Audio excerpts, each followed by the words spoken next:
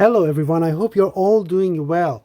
In this video, I want to share with you some Quranic verses to clarify how Satan or Iblis or the deceiver or whatever you are, Akbar, or whatever we want to call this entity is always there and present, even though we don't see him technically. But I want to share with you some evidences, some pieces of evidence from the Quran, so you can see actually how he operates.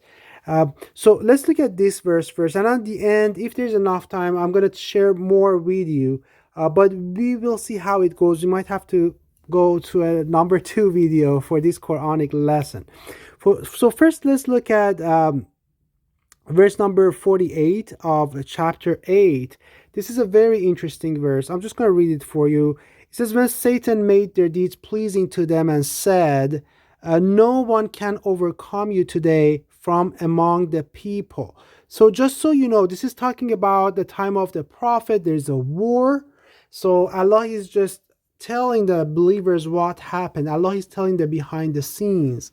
So it says, وَإِذْ زَيَّنَ لَهُمُ الشَّيْطَانُ أَعْمَالَهُمْ. The devil made their what they were doing look really nice to them, very pleasing to them. So look, the devil is actually present. Satan is present. It's right there with the people. So there are two camps here. We have the camp of the disbelievers, those who didn't believe. And then we also have the camp of the believers. So these are the believers and these are the disbelievers. So Satan, Al-Gharur or Dajjal or the deceiver is actually leading, is the leader at this point, is the leader of the disbelievers, and it's actually leading them. So this is really important. I want you to keep in mind, this is not a spiritual leading. Devil is present, physically present amongst the disbelievers, leading their army and commanding them against the believers. So this is really important. I want you to keep this in mind. Remember, Satan was actually used to be an angel, was amongst the angels, just like Gabriel, just like Michael, just like all the other angels. They were up there. And Allah tells us, explains to us, when angels come to Abraham, they appear to Abraham how? They don't appear in their angelic form. They appear as human beings. Basharan Thawiya. Abraham actually, to the point that Abraham goes and cooks for them and puts food in front of them, but they don't eat it. Then he gets scared. The same with Lot. So when angels come to Lot, they come as very handsome human beings. So Lot gets scared. He's like, oh my goodness, the people are going to go after him. And people do. People go after them seeking pleasures.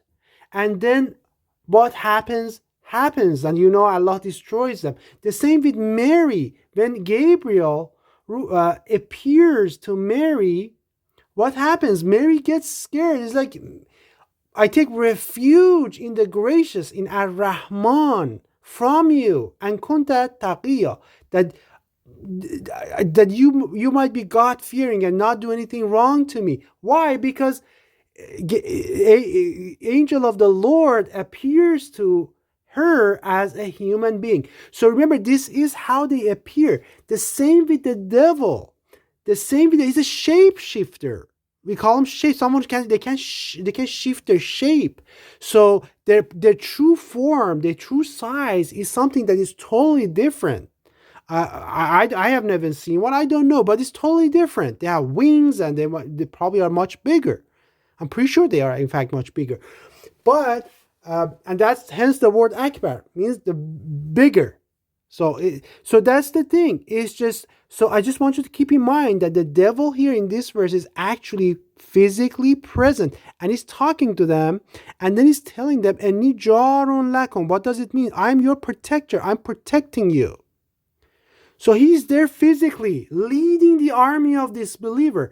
But when the two groups meet, فَلَمَّا تَرَاءَتِ الْفِئَتَانِ نَكَثَ عَلَىٰ عَقِبَيْهِ. he turned on his heel. He ran away. So when the armies met, he ran away. Why? Because they sense. I don't know. I don't know how it works. But he knew. He knows the other angels are supporting the army of believers. So you have Gabriel and Allah's angel and Malaika. Gabriel and Malaika are supporting the believers, and you have Satan here supporting the disbelievers. And actually, Satan is just communicating with them, leading the army. Whereas on the believers, you have messenger of Allah, you have Prophet Muhammad leading the army. So again, you have these two forces. So this is really important. I want you to keep in mind that Satan was present at the time of the Prophet. Satan was there, physically appearing, leading the armies, also inspiring to the believers. Let's go to the next verse. Verse number 83 of chapter 4. I don't want to read the entire verse. I just want to eat this last. I just want to read this last part. So it says, وَلَوْلَا فَضْلُ اللَّهِ عَلَيْكُمْ وَرَحْمَتُهُ لَاتَّبَعْتُمُ الشَّيْطَانَ إِلَّا قَلِيلًا. And if it were not for the favor of Allah upon you and His mercy, you would have followed Satan except for a few. So this is Allah is not telling you. Allah is saying that to who? To the believers at the time of the Prophet. He's like, if I had not kept you, these are the people who were surrounded, these are the disciples, all of you would have followed Satan except for a few of you.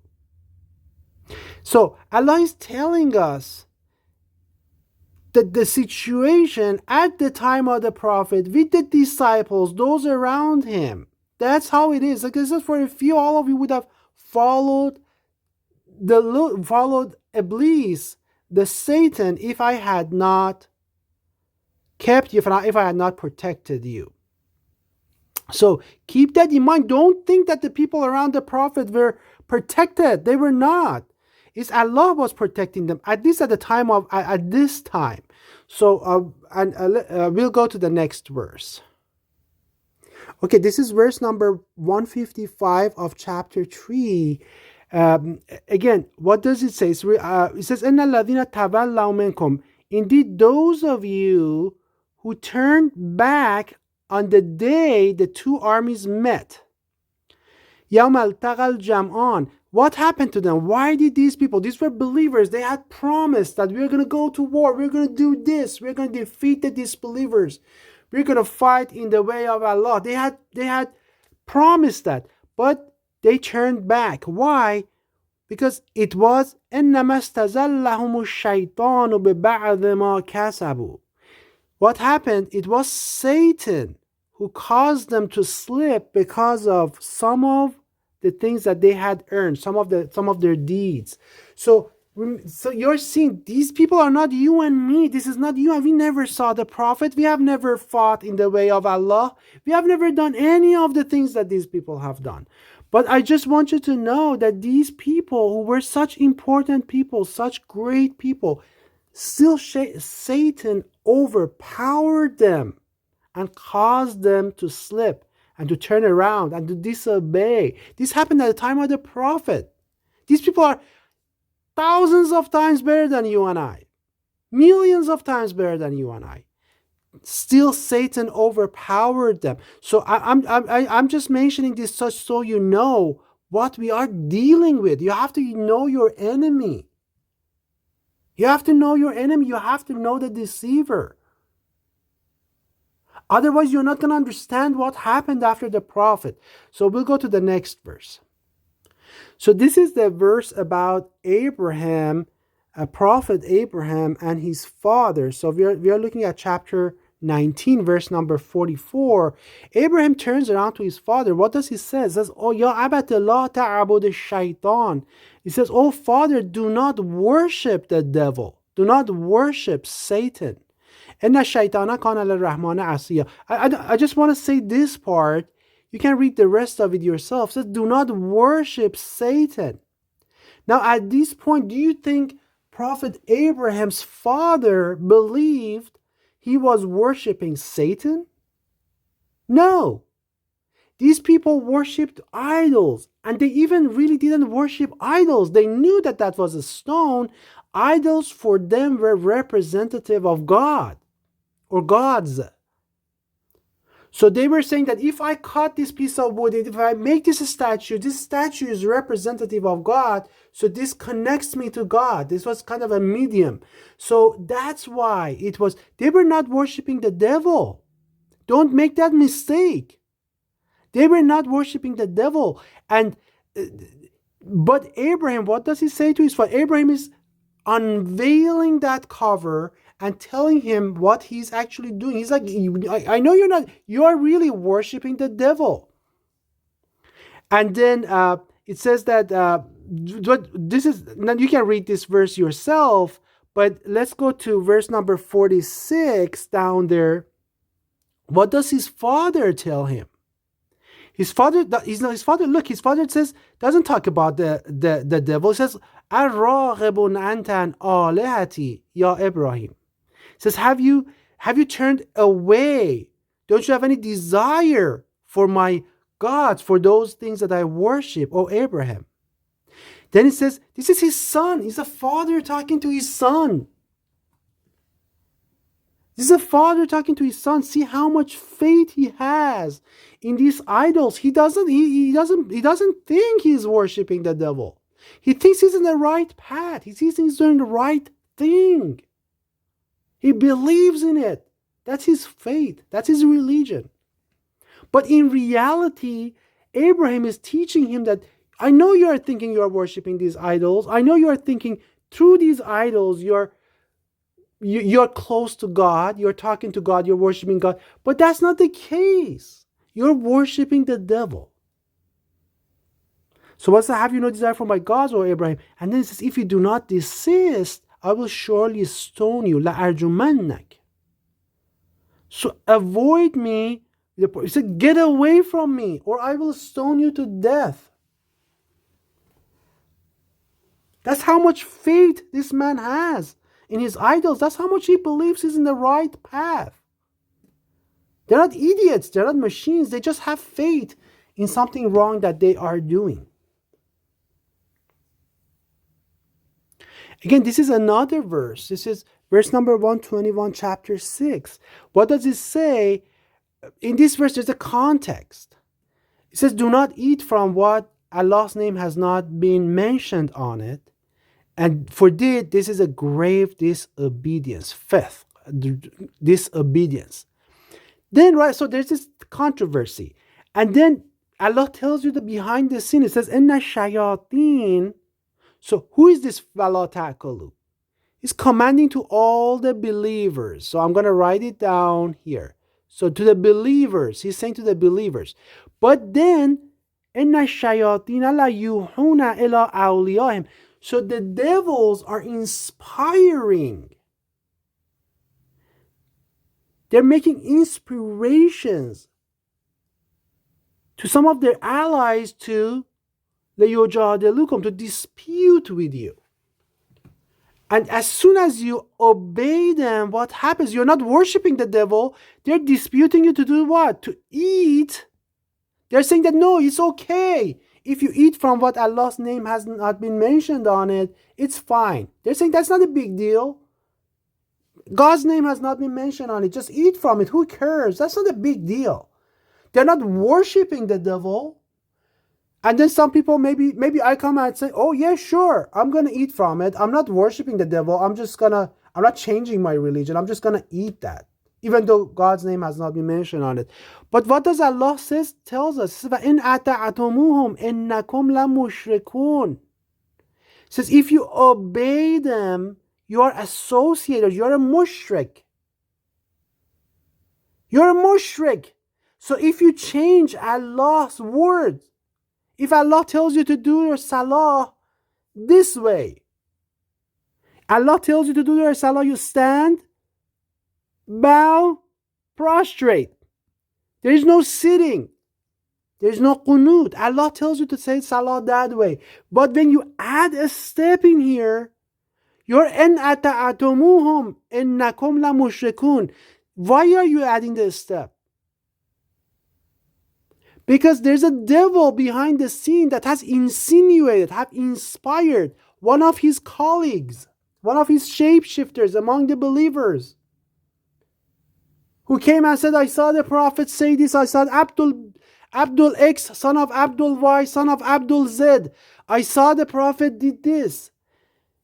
Devil inspires his shapeshifters and his allies, and then they come and they say such a hadith, and then you obey them. What happens? إِنْ أَطَعْتُمُوهُمْ إِنَّكُمْ لَمُشْرِكُونَ. If you obey them, you are a mushrik. And you obey them and you become a mushrik. You are not worshipping a devil, but you are become a mushrik. Step by step, that's the first step. The second step is actually worshipping the devil. So that's the first step. You take the one step, gradually he takes you out. Before you know it, you're like, oh, I'm just sitting. I'm just doing qunut. I'm just doing salam. I'm just doing tashahhud. Before you know it, you are fasting wrong.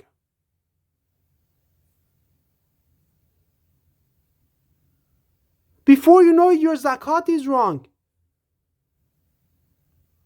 Before you know it, your religion has changed and you're testifying that Allah is Akbar. Who is Akbar? Allahu Akbar means Allahu Akbar. It means Allah is Akbar. Allah Akbar, whoever Akbar is. So before you know it, you're worshipping the devil. That's how he grabs your hand, like how you see, deceives you like a child and gets you out of the Quran, out of the true religion, and leads you to hell.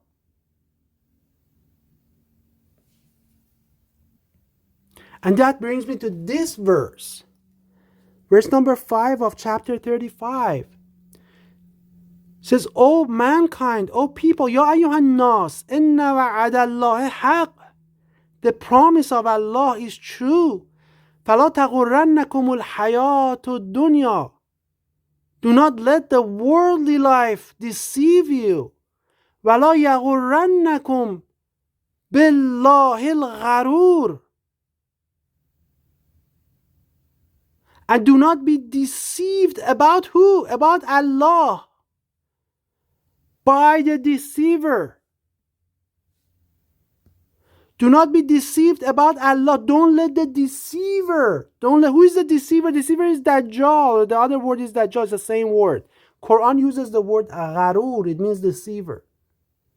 Iblis, Satan, says, don't let him deceive you about me, who I am. Don't let him deceive you about Allah. فَلَا يَغُرَّنَّكُمْ بِاللَّهِ الْغَرُورِ. Why is Allah saying that? Because Allah knows the future. He knows that Satan will come. It's a test. Allah allows this to happen. You might ask why.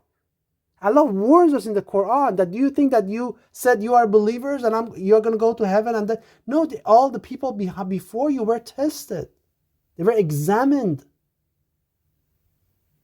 The same is going to happen to us as well, just like it happened to Jews, just like it happened to Christians. The same happened in Islam too. And Allah knows that, and Allah warns us, وَاللَّهِ يَغُرَّنَّكُمْ بِاللَّهِ الْغَرُورِ. Don't let that deceiver deceive you about me and who I am. Like he did.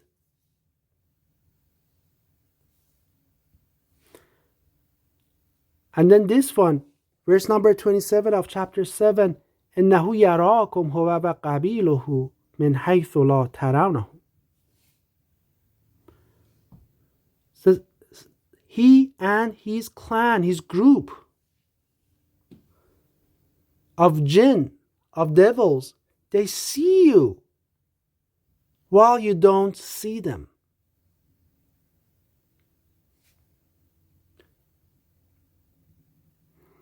Now people come and tell me, how did the Muslims, what happened? We don't have any evidence of Muslims going wrong. Are you blind?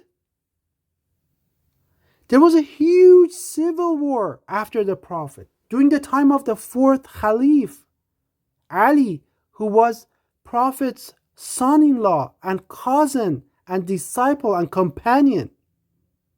There was a huge war Have you not heard of the war between Muawiyah and Ali? So we had two camps. One camp was in Sham and Syria, and these were majority of the population in that area were previously they were Christian. They had never seen the prophet. They never saw the prophet. Their example was really the time of Muawiyah mostly. And then you have the camp in Mecca and Medina. Now I ask you a question. One group is actually elected. This is an elected Khalif, elected commander of the believers, elected leader of the believers. And the other group is not. And this group waged a war against this group. Now I want to ask you something. Where is Satan here? Do you think Satan is here with group 1? Or do you think Satan is here with group 2? Where is Al-Gharur? Where is Dajjal? Do you think Iblis, after that verse that I read for you, do you think Iblis left and went home? Do you think Iblis was not present after that? Now, the same Iblis that Quran talks about, that was leading the army of disbelievers, where do you think the Iblis is? If you have a little bit of justice in your heart, and if you understand the Quran and the faith a little bit, you would know for sure that this is where Iblis is. Is guiding this army. Now people say, oh, it was a civil war. There was no civil war.